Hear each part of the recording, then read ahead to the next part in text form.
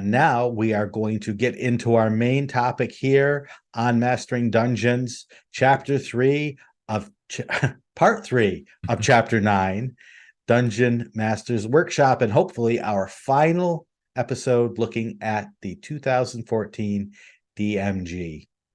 And so here we go. We are going to dig in here where we left off, which is creating a monster. And you know a little bit about this, Teos. But the chapter says part of the D&D experience is a simple joy of creating new monsters and customizing existing ones, if for no other reason than to surprise and delight your players with something they've never faced before. And I went, yes. Yes, book. That is exactly what DM should do, and you should tell us exactly how to do it. Yeah, absolutely. It's a great dream, and the problem is that then it kind of falls apart. And I think it falls apart on two levels. But let me maybe getting ahead of myself. So what the DMG does now is it gives us, hey, here's two ways to create a monster, or maybe three. First, you could just modify a monster, and this is very smart, very good that it does this. It says, if you're gonna make something like you want, a tentacled ogre, well, you can just take the ogre stat block and then add like some octopus attacks and use the damage, and now you're set, right? Mm-hmm.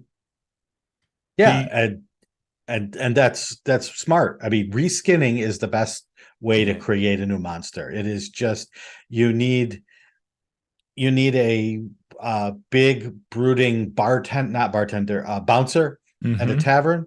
Just take the ogre stat block. There, Yeah. you have a big brooding. Just change the size to medium. All set. Yeah. Yeah, and modifying a monster, there's just a lot that works so well to just smash two together, create one, but add the things from another. It's really great. But then it says, okay, let's say you want to create a monster. You've got two options. You can do a quick creation or create it whole cloth. And again, I kind of start by going, yeah, this sounds good. But then it kind of goes through a sort of interesting process. And this is a case where it tries to kind of prescribe science, but it doesn't really feel scientific. And they're very similar, these two ways. And essentially what you're doing is you're going through a series of steps.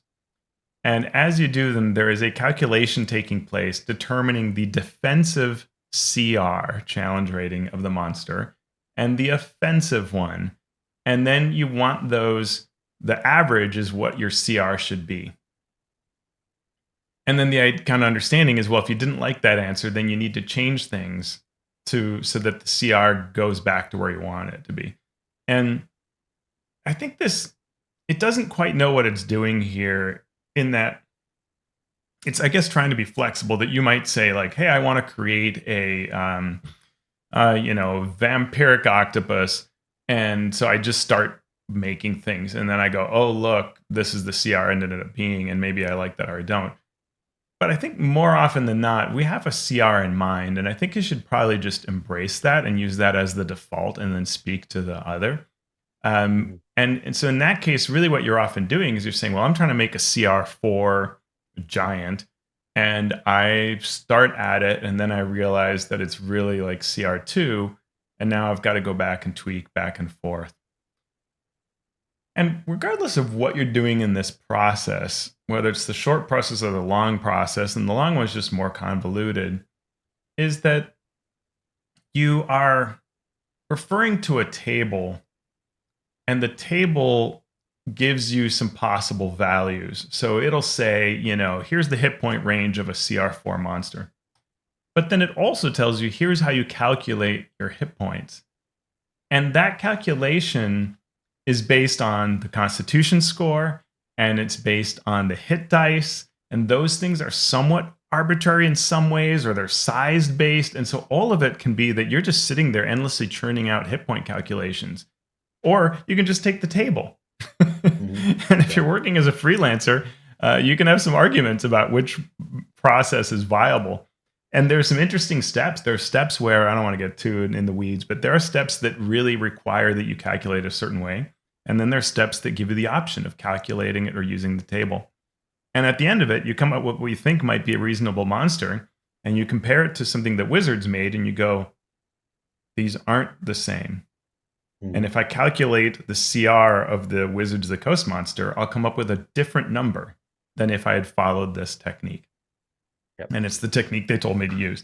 And it's because Wizards has, as they've now admitted, their own internal process that they use where they do things like say, like, well, because it's, inflicting conditions, then we change this. Or because it has this passive thing, we're going to value it this way. And so it all gets knocked off.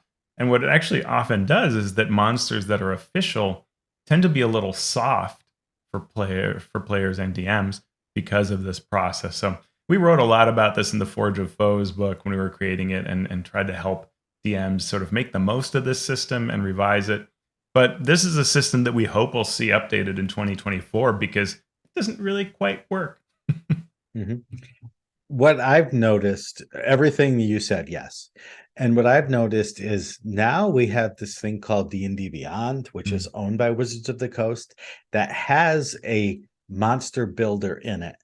Now, the monster builder doesn't do any calculations for you like this. You just sort of put in what you want and it prints it out in a nice format. How difficult would it be for Wizards to just add some numbers behind the scenes so that if you give these damage attacks, if you give this armor class, if you give these hit points, it says, hey, you know what? Based on our calculations, this is a CR5 monster. Yeah. And there you go. Now, D&D Beyond wasn't a thing when this book came out, so that wasn't possible. But the technology has increased in its availability and its complexity to the point where this doesn't even need to be in the book anymore. It's true. You could just say, go to D&D Beyond, go to our website, and build your monster there. Maybe. I mean, I compare this to the 4th edition DMG, which has a number of interesting things in its final chapter, one of which is build monsters. And because of the way 4th edition approached the math of monsters, it's super easy. So you can just really say, like, I'm making a CR, the equivalent of CR2 or level 2 monster.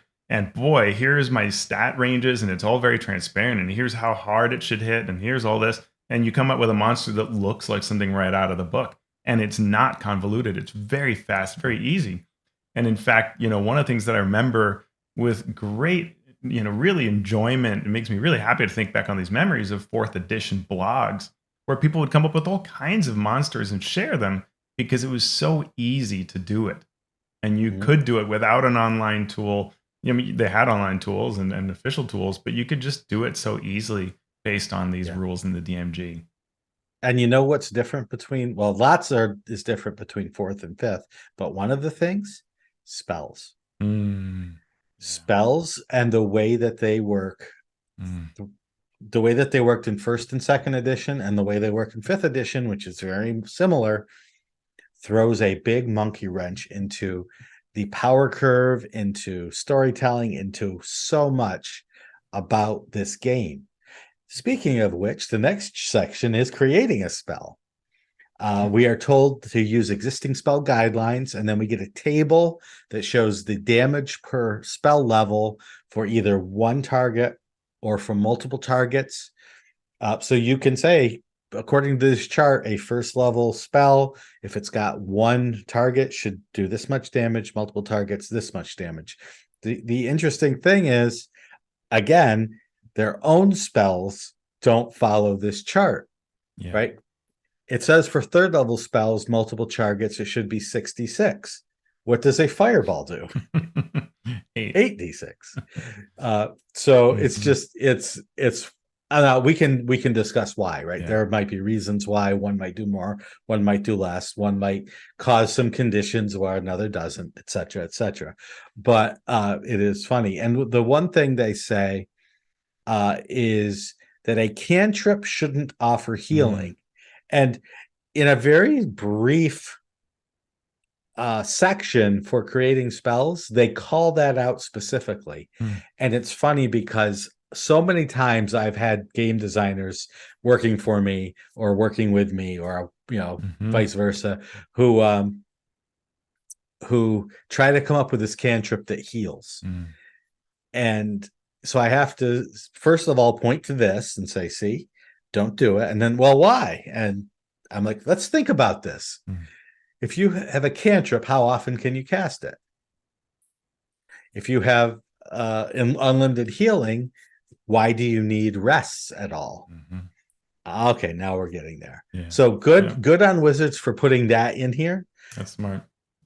Go the next distance and say, hey, here's why, because it may come into play in a different thing, like say a spell that lasts for 8 hours that you could just continue walking through. Then you would be aware of that as well. I love creating a spell because the guidelines of damage and healing really work well for situations you're going to run as a DM. And I love this, just like we talked about the trap table that talks about trap damage. It's another way of looking at it. Hey, here's the kind of damage that should be thrown around for various things. And this, can be both from monsters or PCs. So if you're designing some device the characters could use and they could be flinging around 3rd level spells, well, hey, you could make it the equivalent of a 3rd level spell. Or have an arcane engine to which they pour spell slots into, and hey, they get this kind of effect out of it. And now you know how hard or good to make it. Yeah, absolutely. And then sort of following logically from creating spells is creating magic items. And they give good advice about tweaking, because like with spells, like with monsters, if you can tweak something as opposed to create it whole cloth, the chances are you're going to create something that's within the balance range that's expected by the game. So they talk about taking a flame tongue, a flaming sword, and do lightning damage instead of fire damage. Or take a property from one item and move it onto another item so that you get a headband of protection instead of a ring of protection. And if you create a new magic item, we get a table with the max bonus that you should get, or the max spell level for each type of rarity. And then we get talked about attunement and why it's there and what sort of items should require attunement. And that's attunement good. isn't, yeah. They could have skipped something like that, because it's a new device and they could have forgotten how important it is, but they didn't. They were thorough and they said, here's what attunement's trying to do and why you need to, when you should consider it, when an item needs it, right? Yep. So all that was good stuff. And all of this, you could have whole chapters on just this and very in-depth rules and advice. But I think for the situation that this book was in, I'm fine with it just giving that basic stuff. What do you think about the creating new character options? Because this is sort of important for a lot of DMs. It is. I mean, in some ways, I'm surprised they went this far into it, to really tell you how to do this. Now, previous DMGs have done this, so it's not like this was unexpected completely, but it's a big deal. And they do say like, hey, really think through why you're doing this. And they give you a whole bunch of questions that you should ask yourself, which is good that they do, because it's not insignificant to say, hey, I'm going to have a new race, sub-race, whatever. And they do kind of two things that are nice. They give you the broad advice on how to think through what you're doing. And then they give you an actual example, the ASMR, of an example of a new race and some explanation of how it was derived. We also get Eladrin as an example sub-race. And they do this for the next pieces, modifying a class and creating a background. They talk through these examples of what it looks like. And that's a good way to do it. They even go as far as giving the spell point variant for that, which it shows their awareness of what many DMs do with their rules, right? Lots of DMs will just buy the adventure, run the adventure, and be happy. But there is a high level, and I would say an increasing level of their consumers who want to be deeper into game design for their campaigns. And so giving this and showing it right up front sort of cuts off people badly coming up with their own spell Yeah. point systems and making a lot of mistakes doing that. Yeah. No, it's really smart. It's and because otherwise you will, like you said, people will guess at it, Mhm. and they will write this version, their own version of these rules for how a class exists, and then they'll use it to validate their design. But it's like a game of telephone. Every time it's a little off, and someone might copy that and go a little further off. So having a root that you can turn to and say, "This is what D&D says," is valuable. I'm curious whether they will have this in the 2024 rules, and if so, will they tweak it a bit? Right, that would be fascinating to see. Yeah. Psionics is a thing that comes up constantly, Constantly. especially for players who have played in previous editions that have psionics, whether they were horribly implemented like first edition And or second. you know, and second, or integrated into the basic system to function in a game loop Yeah. like it has been in other editions. And they don't mention it here, but that's another thing that I was wondering if they would have, but didn't. Mm. Yeah, that's a good point. Mm. So we hear about class, race, and subrace, and then creating a background. I sort of wish they'd started with that because Yes. that's like the first step of the game design ladder is okay, give me a background. And they actually go into quite good detail Yeah. about how to do so. Thinking about it first in terms of where it fits in your world. Why are you doing this? We have all of these great ones out there. Why are you creating one for your world? That's answer that question first. If you can Hmm. answer that question, then everything that comes along after will follow more smoothly. So suggest personal characteristics. Those are the traits, ideals, bonds, and flaws that we see in the game. Assign proficiencies in languages. Hmm. You can replace one with the other, but make them fit into your world. Starting equipment, right? This sort of low level, easy to concept thing. Uh, and then settle on the background feature, which is the hardest Yeah. part. So do that last and figure out what game benefits it has. And it says right out a background feature should avoid strict game benefits such as a bonus to an ability check or an attack Hmm. roll. Instead, it should open options for role playing, exploring, and interacting with the world, which surprisingly enough, they break themselves when they come up with the backgrounds for things like Dragonlance, where they start attaching feats to backgrounds. Uh, And how inconsistent they are about when they have a feat as the feature and they just say mhm, and we're done, or they have a feat but then also a feature, right? Even mhm. in recent design, and it's like, wait, why did this one get a feat and another thing?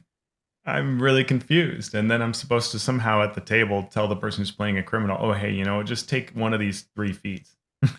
And that'll Mhm. be the Yeah. same. It's really, yeah, it's fascinating. And I will see, if they do create these rules examples in the future, how do they strike that balance? Are all feats the same? Because in theory, starter feats should all be balanced. So it shouldn't be like you have one background with a feat plus more. Mhm. But the feature does give it a lot of color that a feat does not. So I don't know. Yeah. Yeah, backgrounds were one of those things that I loved because since they didn't give such powerful Mhm. player options, people could get fun with them. People could, oh, I know that I'm playing a cleric, but I'm going to be the criminal just because. I know it doesn't fit perfectly, Right. but now if you're giving feats along with them, people are going to be like, well, I need that feat for this class, and then you start getting into the optimization route, which Yeah. cuts down on some of the fun role playing and character building that having just a non-mechanical sort of uh, element to the game brought. Well, and all of this rests also on how backgrounds are, in theory, these sort of iconic choices of the type of person you might be. but in 5th edition clearly don't cover all of those angles.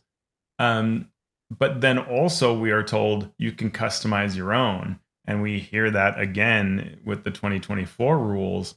And it's like, well, but why then are we doing all of this work if we're supposed to create our own?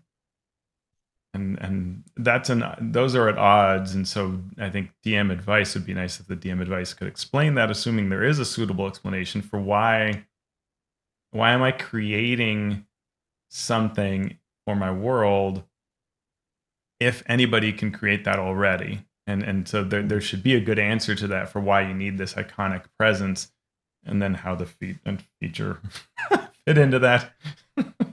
Yeah. So technically that's the end of the chapter, but it's not the end of the book because we have appendices. And so let's take a quick spin through those appendices. We have Appendix 1, Random Dungeons, a series of tables and steps walking through the creation of a dungeon layout and then tables to help populate them. This is a classic thing that went all the way back to AD&D Dungeon Master's Guides. And I like the concept, but I don't love it. Why? To me, having designed a lot of adventures and a lot of dungeons,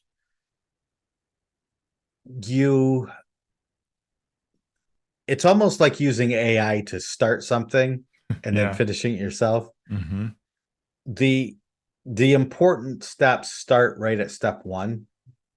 And you should have a focus, even if it's a theme, even if it's a word, even if it's something. And every step along the way should refer back to that. It's totally fine to do this. There's nothing wrong with this. And I could have a fun time rolling a random dungeon and running it.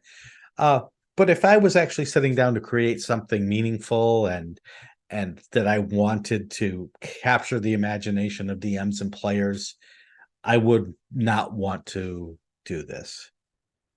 Yeah. I mean, imagine if this system had something like step 1 is not, your starting area. Step 1 is what is your starting goal? And it's something like, end the ritual on time. And it could say like, we're going super trope here, right? Get to the end and stop the villain from doing the ritual. Find the treasure that's hidden somewhere, and you have a clue. Stop the other adventuring party. Slay the great beast that's organizing all these foes.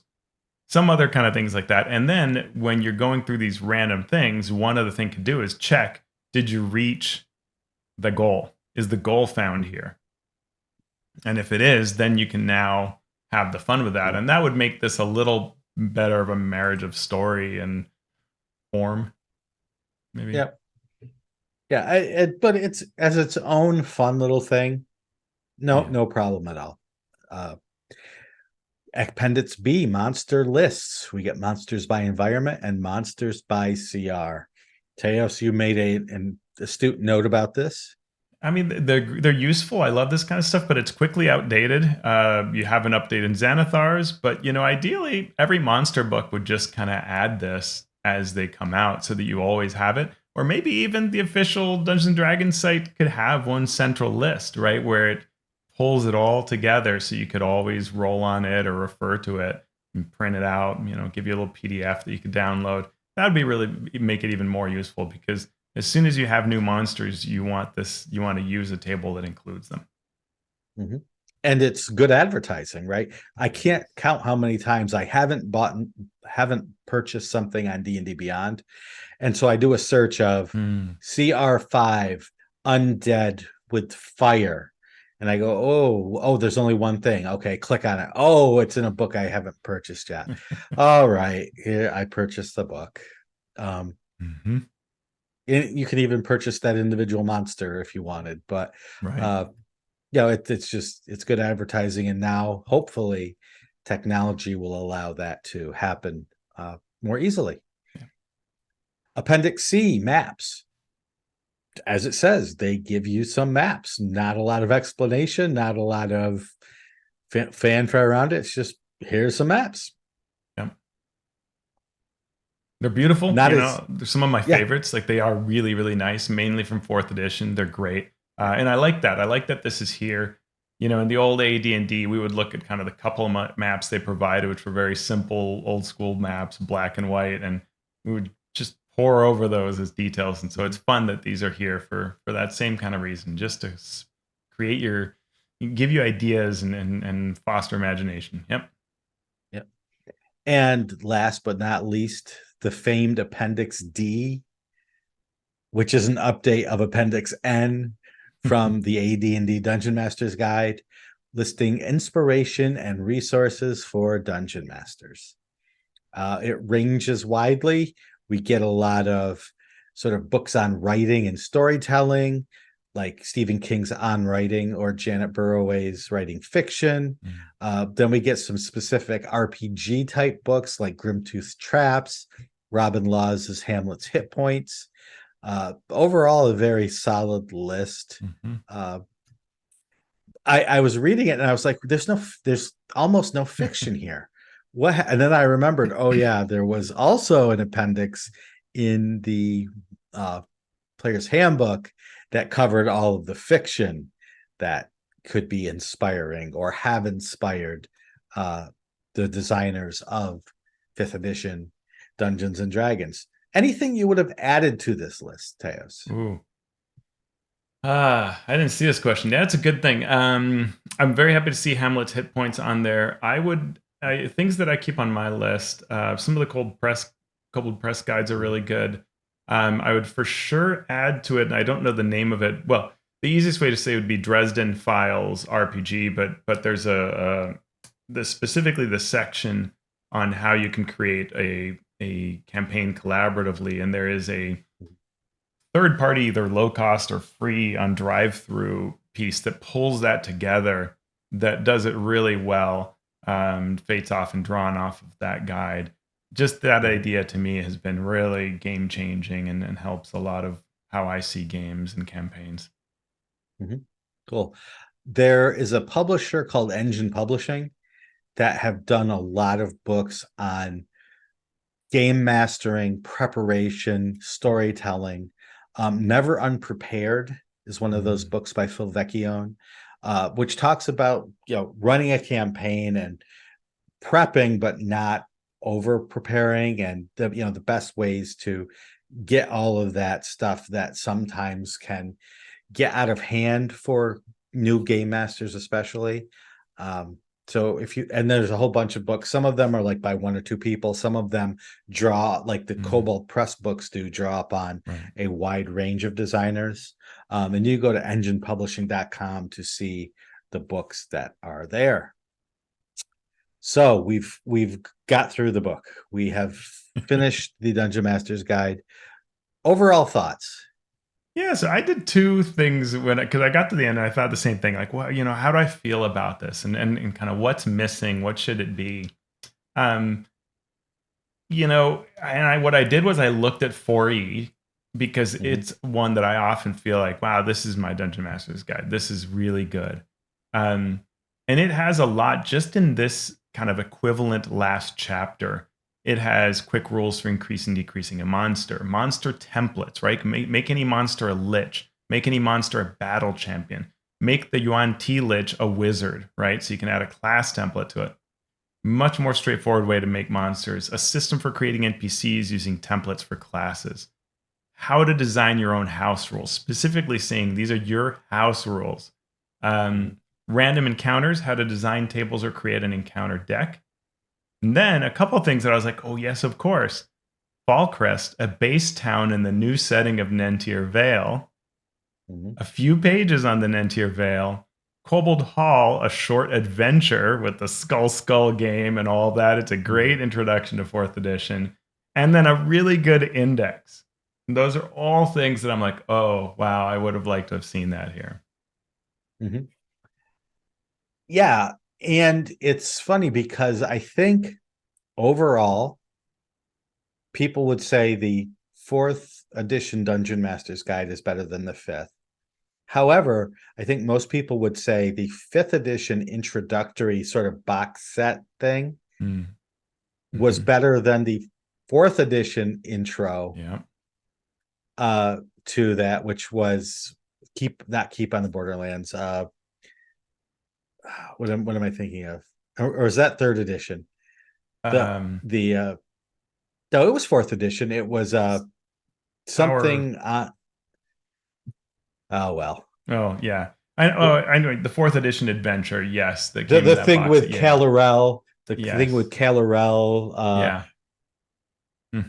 People like detested that as a starter adventure, and they like this one better. And overall, I am willing to give this Dungeon Master's Guide a pass on all the shortcomings that we've talked about, because fifth edition was a very different beast from third and fourth.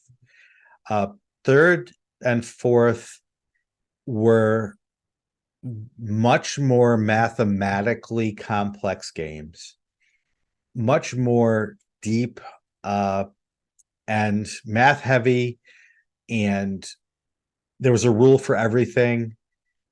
And it could basically, both of those editions could basically run themselves if you really, really wanted to, because the rules were so strict. Fifth edition went back to this first edition and second edition idea of rulings, not rules, where third and fourth were definitely rules, not rulings. And that, for game masters who only played third or fourth edition, they could have been overwhelmed by that change. So I think this book had to go back and cover some things that maybe you and I would not need covered.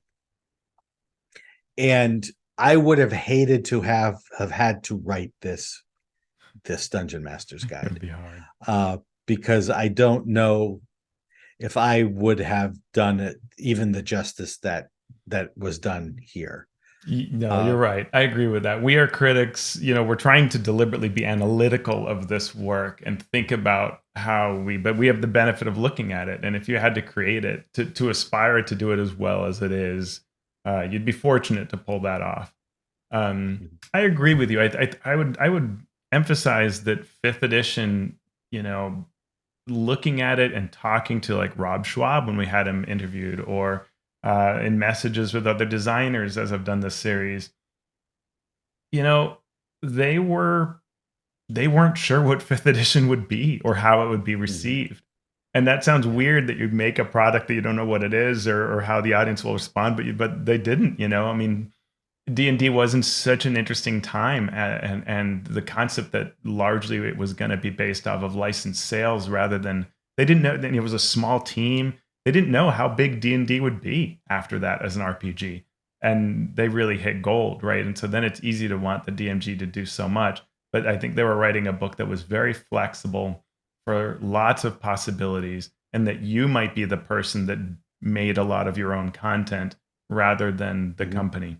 So they were trying to hedge their bets, and that was probably a very smart thing to have done. They clearly didn't hurt sales. The DMG still sells well, even if it doesn't get as much utility as you'd like. I found myself, Shawn, thinking about the 2024 sort of table of contents, the chapter list that Chris Birkin shared. And, overall, it's things you'd expect, and they're sorted a little differently, as we talked about during these series. But they said Chapter 8 is a surprise to be revealed later, and a poster map of something yet to be revealed. And I wonder if they're going to add a world back in.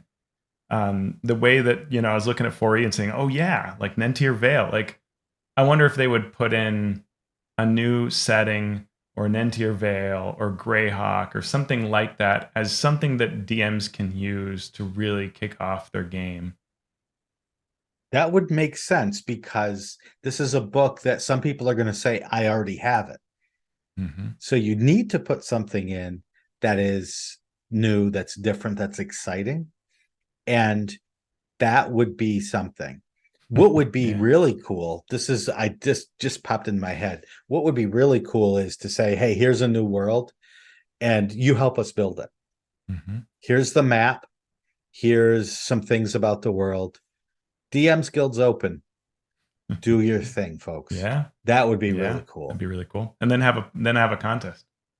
Yeah. And pay $100,000 to the winner. And $10,000 to the podcast that came up with the concept to begin with. So did you say, you said 20,000, right? I did. I said 20,000. There was a garbling on my recording. That's the good stuff right there. So we have finished. We did it. We got through the Dungeon Master's Guide. High five. Next week, folks, we have a surprise for what we are going to cover. We're not going to tell you what it is, basically because we don't know yet. But it will be very exciting, as everything on Mastering Dungeons is exciting. And with that, we will say thank you. I will say thank you to Teos for shepherding us through this Dungeon Master's Guide coverage. Thank you, Shawn. And yes, and I will say thank you to all our listeners. And I will say thank you specifically to those people who support this Patreon that keeps us on the air. Yes, you. If you've been listening to our show and you're digging what we say and you're having fun, getting a couple, hour and a half or so of content once a week, you can go to our Patreon. It's patreon.com/masteringdnd. Or is it Mastering Dungeons? No, I always forget. Mastering D&D. There we go. Mastering D. I ask every week and he tells me and I forget again. Mastering D&D. And for just $3 a month, you can help us out to support our show. And we do really, really do appreciate that. We appreciate the people doing it right now, our Master of Dungeon supporters, our Master of Realm supporters, and these Master of the Multiverse patrons who do it right. Anonymous, you know who you are. Thank you. Steve Axelm. Whoops, I'm reading the Master of Realms list. Hey, look at that. Steve and Anonymous, you got a little extra. Let's do it. Dave Bastinson, Sterling Bates of Nexus Game Theory, Alan Bangs, Bianca Bickford, P.L. Caldwell, Chumple Stiltskin, Coagulopathy. Coagulopathy. There we go. Lucas Cockeram, Randy Farmer, the old school DM, Scott Gregson, Hyperlexic, Megan J, David K, Jean Lobert, CastParty.com, Troy Sandlin, John Steele Skelton, Jeff Stevens at Jeff Stevens Games, Olga Storm, Andrew Strait, Eric V, and Chris Webster. Thank you for being Master of Realm supporters. And for our Masters of the Multiverse, we got you covered as well. Keith Ammon of The Monsters Know What They're Doing, Craig Bailey, Steve Bissonette, Merrick Blackman, Evil John, DM Chad, Darren Chandler, Seth Eckel, Andy Edmonds at Nerdronomicon, Nathan Fuller, The Mighty Jerd, Ben Heisler and Paige Lightman, Sean Hurst, Chad Jackson, Brian King, Jim Klingler, a.k.a. DM Prime Mover, Chad Lynch, the Mathemagician, Eric Mengi, the Micro Ant, Sean Molly, Falcon Neal, Post Fiction RPG Audio, Vladimir Prenner from Croatia, Chance Russo at Drago Russo, Ross Sandberg, Andy Shockney, Krishna Simone Say, Joe Tyler, James Walton, and Graham Ward. Thank you so much. You can also support us by going to Apple Podcast or whatever means you do use to listen to this podcast and leave us a review. 5 stars if you're feeling generous. Or you can go to YouTube and you can subscribe. Teos, you've been doing a lot of videos and writing, and where can people find all of that goodness? Head to alphastream.org. From there, you can enjoy my latest series that I've started on the numbers that we got from Bookscan on D&D, dissecting that and pulling it together. On Mastodon is AlphaStream at dice.camp. Where are you hiding, Shawn? Oh, I am still on Twitter at Shawn Merwin. I am on Blue Sky at Shawn Merwin. I am on tabletop.social as Shawn Merwin. I am Shawn Merwin no matter where I go. The show is also on Mastodon, on Twitter, on Blue Sky, and of course on the YouTube. So we've made it. We made it through the Dungeon Master's Guide. We've learned everything there is to know about dungeon mastering, and we are experts now. So what are we going to do? We have to write the podcast mastering guide. I'll start now.